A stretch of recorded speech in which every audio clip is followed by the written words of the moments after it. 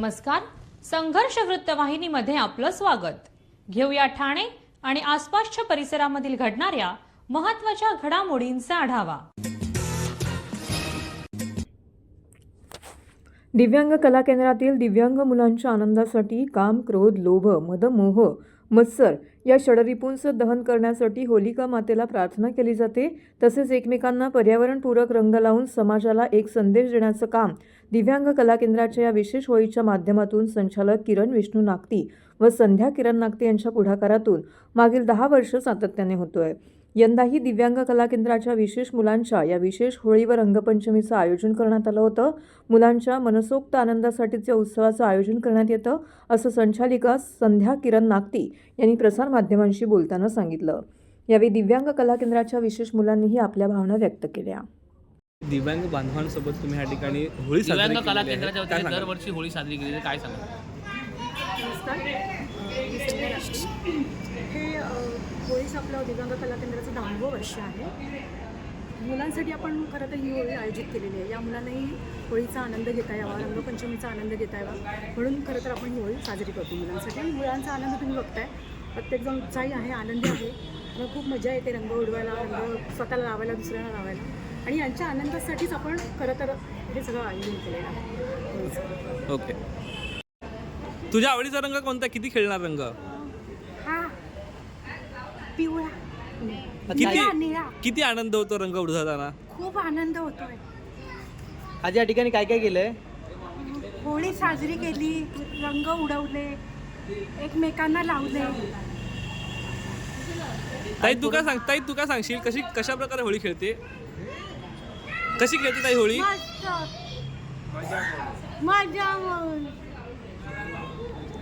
मित्र, काय सांगशील, कशी होळी साजरी केली आज? मजा केली, बरं तू लावले। अच्छा, आणि काय केलं? होळी पेटवली? होळी पेटवली। अजून एक विठाई प्रतिष्ठानचे अध्यक्ष अभिजित चव्हाण यांच्या पुढाकाराने सालाबादप्रमाणे याही वर्षी ठाणे महानगरपालिकेच्या धर्मवीर आनंद दिघे विद्याशाळेतील विशेष मुलांबरोबर होळीचं आयोजन करण्यात आलं होतं। सदर उत्सवाचे हे 19वे वर्ष होतं। सर्वप्रथम होळीचे दहन करून मराठी व हिंदी गाण्यांच्या ठेक्यावरती इको फ्रेंडली रंगांच्या माध्यमातून विद्यार्थ्यांनी होळीचा अद्वितीय आनंद साजरा केला। विशेष मुलांना सुद्धा आपल्या पारंपरिक हिंदू संस्कृतीचे जतन, संवर्धन, त्याचबरोबर विद्यार्थ्यांसाठी ही होळी म्हणजे एक थेरपी मानली जाते। या विद्यार्थ्यांबरोबर साजऱ्या केलेल्या होळीतील ऊर्जा आम्हाला संपूर्ण वर्षभर आमच्या दैनंदिन जीवनामध्ये काम करण्यासाठी एक वेगळी ऊर्जा प्राप्त होते, असं अभिजित चव्हाण यांनी प्रसारमाध्यमांशी बोलताना सांगितलं। अभिजित चव्हाण यांनी यावेळी शाळेच्या प्राचार्य अर्चना शेट्टे, ठाणे महानगरपालिकेचे विशेष आभार मानले। सदर प्रसंगी समीर, कलाकार सचिन भांगरे, सायली सावंत, लता चोपा राऊत, सिद्धार्थ भोसले इत्यादी विठाई प्रतिष्ठानचे प्रतिनिधी, कार्यकर्ते उपस्थित होते। यावेळी कलाकार सचिन भांगरे, प्राचार्य सौ अर्चना शेट्टे यांनी प्रसारमाध्यमांशी बोलताना अधिक माहिती दिली आहे। आपण गेल्या 4-5 वर्षात एवढे आजारपणा सगळ्यांनी अनुभवले, तर होळीची मजा सगळ्यांनी घ्यायची, यासाठी टाळायचीच नाही आहे। पण सुरक्षित होळी किंवा कुठलेही सण सुरक्षितपणे साजरे करणं हे खूप गरजेचं आहे, आणि हे सगळं सांभाळून आपल्याला पुढे जायचं आहे। आपले सण आपण विसरायचे नाहीत, पण आपण सेफ किंवा सुरक्षित कसे आपले सण साजरे करायचे, आपल्याला स्वतःलाही त्रास नको व्हायला, इतरांनाही नको त्रास व्हायला, अशा तऱ्हेने आपण आपले सण साजरे करायचे आहे। मला सर्वांना होळीच्या शुभेच्छा। दरवर्षी हा एक खूप गोड अनुभव असतो। हे आमचं जवळपास 17व-18व वर्ष, जिथे आम्ही न चुकता या दिवशी येऊन या छोट्या देवांची सेवा करत असतो। आणि आज जो आनंद होतो हा पराकोटीचा आनंद असतो, आणि हा आनंद सर्वांनी घ्यावा अशी सर्वांना इच्छा। गेले 19 वर्ष सातत्याने धर्मवीर आनंद दिघे जिद्द शाळेमध्ये विठाई प्रतिष्ठानच्या माध्यमातून अशा प्रकारे होळीच्या सणाचं आयोजन होत आहे।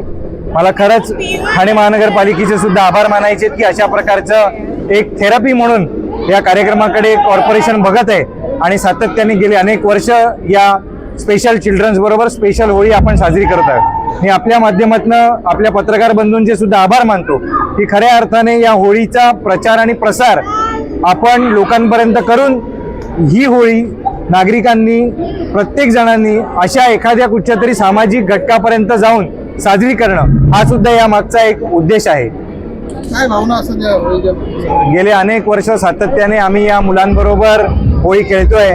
आम्हाला आमच्या आयुष्यामध्ये जीवनामध्ये या मुलांची आजच्या दिवसाची जी हास्यमय ऊर्जा आहे ती घेऊनच पुढे काम करायची एक प्रेरणा मिळते. म्हणून आम्ही या शाळेमध्ये गेले 19 वर्ष सातत्याने येतो आहोत.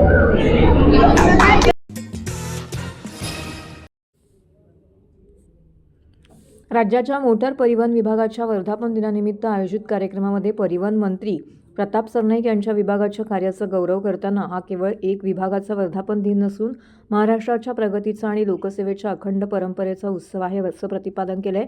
वर्धापन दिनानिमित्त उपस्थित मान्यवर अधिकार वर्ग, कर्मचारी बांधव भगिनी आणि नागरिकांना शुभेच्छा देताना सरनाईक म्हणाले की परिवहन विभाग हा राज्याच्या अर्थकारणाचा आणि सामाजिक जीवनाचा कणा आहे. रस्त्यावरील अपघातांची संख्या कमी करणे नव्हे तर अपघातमुक्त प्रवास हेच भविष्यात परिवहन विभागाचं उद्दिष्ट असलं पाहिजे. ग्रामीण भागातील शेतकरी, विद्यार्थी, कामगार तसेच उद्योग व्यवसाय करणाऱ्या नागरिकांच्या दैनंदिन जीवनाशी हा विभाग थेट जोडलेला आहे. दुर्गम आदिवासी पाड्यातून ते महानगरांपर्यंत सुरक्षित शिस्तबद्ध वाहतूक सेवा उपलब्ध करून देणे ही विभागाची अभिमानास्पद परंपरा असल्याचं त्यांनी नमूद केलं आहे. गेल्या काही वर्षात तंत्रज्ञानाच्या माध्यमातून विभागात पारदर्शकता आणि कार्यक्षमता वाढवण्यात आल्याचं सांगताना ऑनलाईन परवाना प्रक्रिया, डिजिटल सेवा, रस्ता सुरक्षा उपक्रम आणि अवैध वाहतुकीविरुद्धची कठोर कारवाई यांचा विशेष उल्लेख केलाय. आपल्या कर्मचाऱ्यांचे कष्ट, समर्पण आणि शिस्तबद्ध कामगिरी हीच विभागाची खरी ताकद आहे असं ते म्हणाले. उन्हाळा, पावसाळा किंवा कोणतीही प्रतिकूल परिस्थिती असो, परिवहन विभागाचे कर्मचारी नागरिकांच्या सेवेसाठी सदैव तत्पर असतात. याचा अभिमान असल्याचं मंत्री सरनाईक यांनी म्हटलं. मार्चपासून NCMC असं डिजिटल मार्फत आता सर्वांना प्रवास करता येणार आहे. असं बघतो एकीकडे महाराष्ट्राच्या एसटी महामंडळामध्ये क्रांती घडवणारा हा निर्णय एसटी प्रशासनानं घेतला. परिवहन मंत्री म्हणून मी त्याला मान्यता दिली आणि अतिशय मला आनंदानं हे गोष्ट सांगायची आहे की प्रामुख्यानं अवघ्या काही दिवसातच 1 लाखाचा टप्पा गाठला.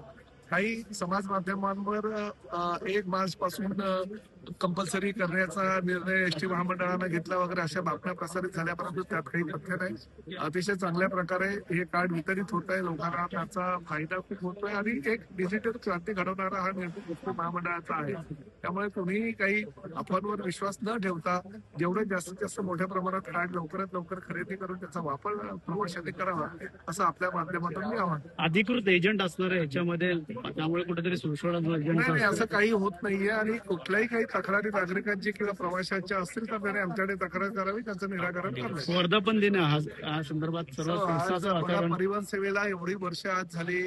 आरटीओ हे इंग्रजांच्या काळातलं ते खातं होतं आणि 1940 साली स्थापन झालेलं हे सर्वात जुनं खातं आहे आणि आज त्याचा वर्धापन दिन आहे. आता बघा एवढी वर्ष झाली, म्हणजे 85 वर्षापेक्षा जास्त कालावधी उलटून सुद्धा राज्यामध्ये परिवहन खातं अतिशय चांगल्या प्रकारे चाललेलं आहे. माझ्याकडे या खात्याची जबाबदारी आमचे मुख्य नेते एकनाथ शिंदे साहेब आणि देवेंद्र फडणवीस मुख्यमंत्री यांनी दिल्यापासून अतिशय वेगळ्या प्रकारचं कार्यभार ह्या खात्याचा झाला आहे. आम्ही जास्तीत जास्त टेक्नॉलॉजीचा वापर करून सर्वसामान्य लोकांना कशा सुविधा देता येईल आणि प्रामुख्याने एकच आमचं लक्ष आहे. आम्ही जेब्रू नावाच्या आमच्या एका अतिशय चांगल्या सिम्बॉलिक प्रतिमेचं सुद्धा आम्ही डिसेंबरच्या अधिवेशनामध्ये अनावरण केलं आणि रस्ता सुरक्षा हा आमचा त्यामुळे मूळ उद्देश आहे आणि रस्ता सुरक्षिततेच्या माध्यमातून जास्तीत जास्त सर्वसामान्य लोकांना कसा आरटीओ डिपार्टमेंटचा फायदा होईल याची आम्ही दक्षता घेऊ. सर, आणखी काही बदल होणार का? नवीन बसेस देखील येणार आहेत, त्यामुळे आता 8000 बसेस तर आम्ही आमच्या ताफ्यामध्ये घेतलेले आहे. एसटी महामंडळ सक्षम होत आहे. पूर्वीच्या काळामध्ये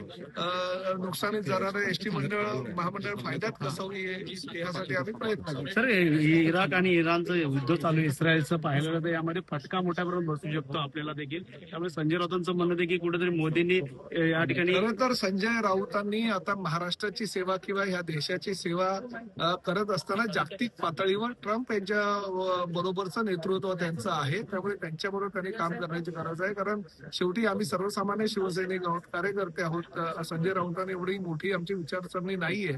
त्या जागतिक पातळीच्या युद्धाबद्दल त्यांची फार मोठ्या प्रमाणामध्ये त्यांना जाणीव आहे आणि माहिती आहे, अभ्यास आहे.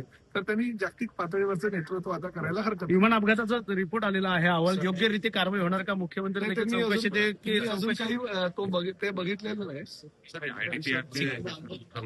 सर्व नागरिकांना आवाहन करण्यात येत आहे की सध्या डासांमार्फत पसरणाऱ्या डेंग्यू या आजाराचा प्रसार रोखण्यासाठी प्रत्येकाने पुढील प्रमाणे कार्यवाही करावी.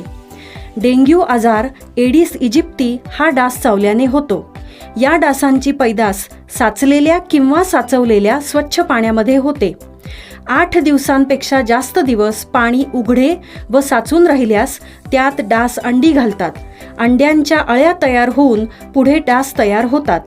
यासाठी आपल्या घरातील पाणी साठे उदाहरणार्थ बॅरल्स, पिंपे, टाक्या, हौद, रांजणे इत्यादी दर आठवड्याला रिकामे करून घासून पुसून कोरडे करून पुन्हा भरावे. 1 दिवस कोरडा दिवस म्हणून पाळावा. पाणी साठ्यांना घट्ट झाकणे बसवावीत किंवा जुनी साडी, चादर, धोतर यांनी बांधून झाकून ठेवावीत, म्हणजे डास त्यात जाऊन अंडी घालणार नाहीत. घराच्या गच्चीवर, आजूबाजूला, अंगणात कोठेही पाणी साचू देऊ नये. भंगार सामान उघड्यावर टाकू नये. उदाहरणार्थ टायर्स, प्लास्टिक सामान, कुंड्या, टाकाऊ वस्तू इत्यादी. अशा सामानात पावसाचे पाणी साठून त्यात डेंग्यूच्या डासांची पैदास होते. घरातील कूलर्स, फ्रीजच्या पाठीमागील ट्रे हे देखील वेळोवेळी कोरडे करावेत. लक्षात ठेवा, नुसत्या फवारणीने डास घनता कमी होत नाही, तर त्यासाठी डास पैदास ठिकाणे नष्ट करणे ही आपल्या सर्वांची जबाबदारी आहे. कोणताही ताप अंगावर न काढता जवळच्या शासकीय रुग्णालयात मोफत औषधोपचार घ्या. अशा प्रकारे नागरिकांनी सहकार्य केल्यास डेंग्यूचा प्रसार रोखणे सहज शक्य आहे.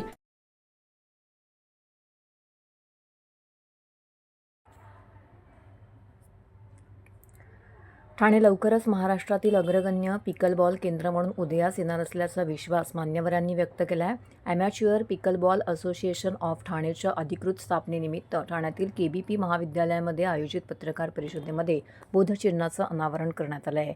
याप्रसंगी युनायटेड वर्ल्ड पिकबॉल असोसिएशनचे अध्यक्ष तसेच ऑल इंडिया पिकलबॉल असोसिएशन व एशियन पिकलबॉल फेडरेशनचे सहअध्यक्ष अरविंद प्रभू तसेच चेतन सलील, निखिल मथुरे, शशोधन देशमुख, डॉक्टर अभिजित वैद्य, सुनील वालावलकर, नगरसेवक मनोहर डोंबरे, सचिन मोरे इत्यादी पदाधिकाऱ्यांसह मान्यवर उपस्थित होते.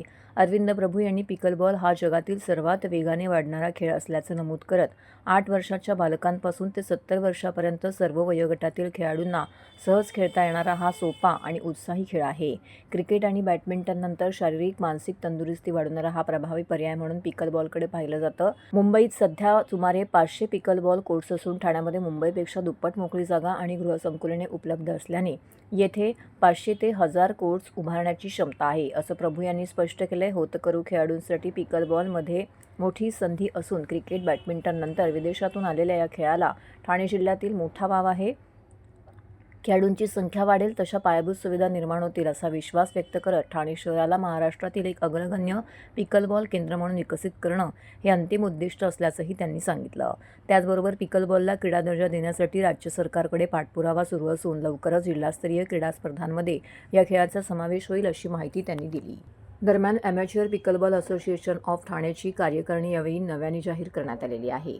यावेळी असोसिएशनच्या अध्यक्षपदी भाजपाचे ज्येष्ठ नगरसेवक मनोहर डोंबरे यांची नियुक्ती केली असून उपाध्यक्षपदी जितेंद्र भोईर, सचिव सचिन मोरे, सहसचिव निशांत भगत, खजिनदार निखिल पोहेकर, सहखजिनदार नेहा आहेर आणि प्रसन्ना खाडे, संकेत नाझरे, डॉक्टर एकनाथ पोळे इत्यादींची सदस्यपदी नियुक्ती करण्यात आलेली आहे. समाजसेवेचा व स्वच्छतेचा संदेश देणारे महाराष्ट्र भूषण नानासाहेब धर्माधिकारी यांच्या वाढदिवसानिमित्त दिवा येथील आगासनगाव परिसरात स्वच्छता अभियान मोठ्या उत्साहात पार पडले. स्वच्छता हीच सेवा या त्यांच्या शिकवणीला प्रत्यक्ष कृतीत उतरवत स्थानिक नागरिकांनी आणि कार्यकर्त्यांनी एकत्र येत परिसर स्वच्छ करण्याचा संकल्प केला आहे. या अभियानामध्ये उद्धव बाळासाहेब ठाकरे पक्षाचे कल्याण ग्रामीण विधानसभा प्रमुख ॲडव्होकेट रोहिदास मुंडे, नगरसेवक दीपक जाधव, समाजसेवक विजय कुराडे यांची प्रमुख उपस्थिती होती. यावेळी उपस्थित मान्यवरांनी स्वतः हातामध्ये झाडू घेत स्वच्छता करत नागरिकांना प्रेरणा दिली. ॲडव्होकेट रोहिदास मुंडे यांनी आपल्या मनोगतामध्ये सांगितलं की नानासाहेब धर्माधिकारी यांनी दिलेला स्वच्छतेचा संदेश हा केवळ अभियानापुरता मर्यादित नसून तो आपल्या जीवनशैलीचाच भाग व्हायला हवा आहे. आज आपण त्यांच्या वाढदिवसानिमित्त स्वच्छता केली, पण ही सवय कायम ठेवणे हीच खरं त्यांना अभिवादन आहे. नगरसेवक दीपक जाधव यांनी नागरिकांना आवाहन करताना सांगितलं की आपला परिसर स्वच्छ ठेवणे ही प्रत्येकाची जबाबदारी आहे. प्रशासनावरती अवलंबून न राहता स्वतः पुढाकार घेणं गरजेचं आहे.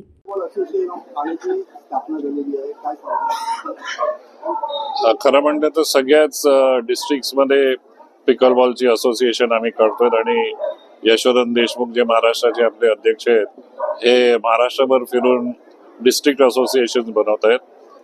ठाणा ही मुंबईच्या एवढ्या जवळ असून सुद्धा आम्ही अजूनपर्यंत असोसिएशन बनवली नव्हती, पण आता मनोजजी आले, सचिनजी आले आणि ह्या सगळ्यांच्या पुढाकाराने आम्ही ही जी आता असोसिएशन बनवली आहे ठाणे ॲमेच्युअर डिस्ट्रिक्ट असोसिएशन, तर मला वाटतं ठाण्यासाठी अतिशय एक चांगली झालेली आहे. आणि पिकलबॉल हा गेम आता यांच्या मार्गदर्शनाखाली मोठा गेम होईल असं माझी अपेक्षा आहे आणि माझी खात्री आहे की त्यांच्या मार्गदर्शनाखाली ही गेम ठाण्यामध्ये वाढेल. सर, ठाण्यात काय सांगाल, आज पिकलबॉल असोसिएशनच्या ठाण्याच्या अध्यक्षपदी आपली निवड झाली आहे आणि आज लोगोचंही अनावरण झाले. नक्कीच ही गोष्ट आनंदाची जशी आहे तशी त्याच्यावर जबाबदारी पण आहे आणि ठाणे जिल्ह्यामध्ये महानगरपालिका जास्त प्रमाणात येत आहेत, त्यामुळे ठाणे जिल्ह्याला खरं असतं की असोसिएशन आधीच व्हायला पाहिजे होतं, कारण मुंबईला लागूनच हे शहर आहे आणि मुंबईला लागून असल्या कारणानं आता आपल्याला प्रभू सरांनी सांगितल्याप्रमाणे ठाण्यामध्ये पोटेन्शियल पण चांगलं आहे, इथे जागा उपलब्ध आहे, इथे मैदानी खेळ बहुतेक महानगरपालिकेमध्ये बंद होत आले कारण मैदानच राहिलेली नाही आहेत आणि त्या मैदानांचा दुरुपयोग व्हायला लागलेला आहे, मैदानं कमी होत आलेले. त्यामुळे असे पिकलबॉल सारखे जे गेम आहेत, जे खेळ आहेत ते सुरू व्हायला हवेत, जेणेकरून मुलांना, जी तरुण पिढी आहे त्या मुलांना मोबाईल आणि इंटरनेट बाकीच्या गेमपासून, म्हणजे काल तुम्ही पाहिलं असेल निरंजन डावकर यांनी पबजी आणि काय वेगवेगळे जे गेम्स आहेत ते बंद करा म्हणून विधान परिषदेमध्ये प्रश्न विचारला होता. तसंच ह्या पद्धतीने जर असे गेम चालू केले तर मुलांना दुसरा पर्यायी उपलब्ध होतोय. तसंच मुलांबरोबरच आपण तरुण पिढी आहे आणि वृद्ध आहेत, रिटायरमेंट नंतर काय करायचं, नेमकं वेळ कसा घालवायचा, तर हा प्रश्न आपण या पिकलबॉलच्या माध्यमातून त्यांना एक नवीन संधी उपलब्ध करून देतोय. त्यामुळे याच्यामध्ये सगळ्या वयोगटाच्या लोकांना आपण हा खेळ आकृष्ट करू शकतो, या लोकांकडे आकर्षित करू शकतो आणि या लोकांना इकडे आणू शकतो. त्याच्यामुळे ठाण्यामध्ये आत्ताच 30 ते 40 कोर्ट्स, छोटे छोटे कोर्ट्स आहेत. ह्या पिकलबॉलसाठी जास्त मोठी जागा काही लागत नाहीये, त्यामुळे आपण सोसायटीच्या क्लब हाऊसमध्ये किंवा छोट्या याच्यामध्ये जागेमध्ये हे त्यांची छोटे छोटे कोर्स बनवू शकतो. आणि ठाणे शहरामध्ये, ठाणे जिल्ह्यामध्ये मी नक्कीच आमच्याकडे नवी मुंबईचे काही आहेत, आता डोंबिवलीचे नगरसेवक, माझे नगरसेवक माझ्याबरोबर जितू वैरामचे उपाध्यक्ष आहेत, म्हणजे डोंबिवली कल्याण महापालिकेमध्ये सुद्धा ते आपल्याला या माध्यमातून त्याचा प्रचार आणि प्रसार करू शकतील. तर ठाणे जिल्ह्यामधल्या सगळ्या महानगरपालिका ज्या आहेत त्याच्यामध्ये आम्ही नक्कीच हा खेळ पोहोचू शकू. समाजसेवेचा व स्वच्छतेचा संदेश देणारे महाराष्ट्र भूषण नानासाहेब धर्माधिकारी यांच्या वाढदिवसानिमित्त दिवा येथील आगासन गाव परिसरात स्वच्छता अभियान मोठ्या उत्साहात पार पडले. स्वच्छता हीच सेवा या त्यांच्या शिकवणीला प्रत्यक्ष कृतीत उतरवत स्थानिक नागरिकांनी आणि कार्यकर्त्यांनी एकत्र येत परिसर स्वच्छ करण्याचा संकल्प केला आहे. या अभियानामध्ये उद्धव बाळासाहेब ठाकरे पक्षाचे कल्याण ग्रामीण विधानसभा प्रमुख ॲडव्होकेट रोहिदास मुंडे, नगरसेवक दीपक जाधव, समाजसेवक विजय कुराडे यांची प्रमुख उपस्थिती होती. यावेळी उपस्थित मान्यवरांनी स्वतः हातामध्ये झाडू घेत स्वच्छता करत नागरिकांना प्रेरणा दिली. ॲडव्होकेट रोहिदास मुंडे यांनी आपल्या मनोगतामध्ये सांगितलं की नानासाहेब धर्माधिकारी यांनी दिलेला स्वच्छतेचा संदेश हा केवळ अभियानापुरता मर्यादित नसून तो आपल्या जीवनशैलीचाच भाग व्हायला हवा. आज आपण त्यांच्या वाढदिवसानिमित्त स्वच्छता केली, पण ही सवय कायम ठेवणे हीच खरं त्यांना अभिवादन आहे. नगरसेवक दीपक जाधव यांनी नागरिकांना आवाहन करताना सांगितलं की आपला परिसर स्वच्छ ठेवणे ही प्रत्येकाची जबाबदारी आहे. प्रशासनावरती अवलंबून न राहता स्वतः पुढाकार घेणं गरजेचं आहे. तर हे होतं संघर्ष वृत्तवाहिनीचं आजचं बातमीपत्र. उद्या पुन्हा भेटू याच वेळी याच ठिकाणी ताज्या घडामोडींसह. तोपर्यंत नमस्कार.